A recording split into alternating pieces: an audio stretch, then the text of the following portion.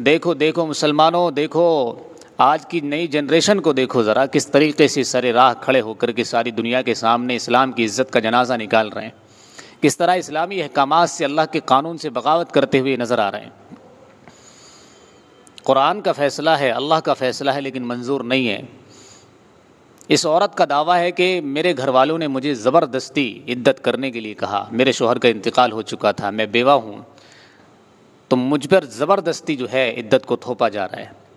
اور عدت کیا ہے کہ مجھے گھر کے اندر قید کیا جا رہا ہے، ایک کمرے کے اندر قید کیا جاتا ہے عدت کے اندر۔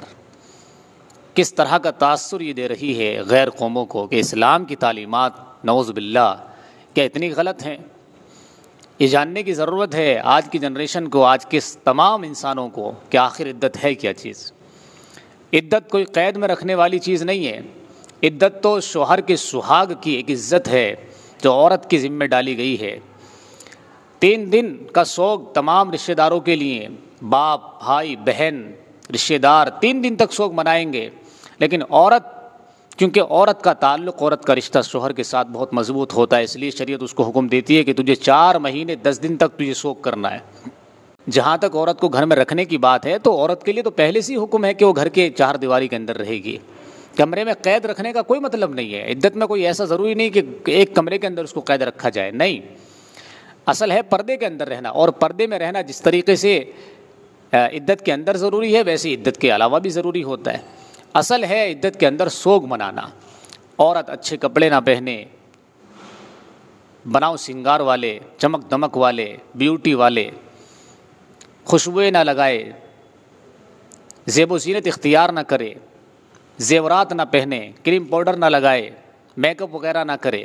کیوں؟ اس لیے کہ شوہر کا جو ہے سوگ ہے، شوہر کا انتقال ہو چکا ہے، شوہر کی عزت کی خاطر، شوہر سے جو تعلق تھا ایک، اس تعلق کی خاطر 4 مہینے 10 دن کی جو ہے یہ عدت ہوتی اسلام کے اندر، اور یہ اللہ کا قانون ہے، قرآن مجید کے اندر اس کا حکم ہے۔ لیکن اس خاتون نے اس قانون سے بغاوت کی اور یہ کہا کہ یہ عجیب قانون ہے اسلام کا کہ مجھے زبردستی تھوپا جا رہا ہے۔ اور کس طریقے سے یہ خاتون تاثر دے رہی ہے کہ اسلام جو ہے اور مسلمان جو ہے مجھ پر ظلم کر رہے ہیں۔ بھائی کوئی اگر نہ کرنا چاہے تو اس سے زبردستی نہ کرو، بھاڑ میں جائے تو اور تیرا مزاج، تجھے جو کرنا ہے کر۔ اسلامی قوانین میں کسی کو زبردستی نہیں ہے، پیار سے اگر کر رہا ہے ٹھیک ہے، نہیں کر رہا ہے تو نہیں کر۔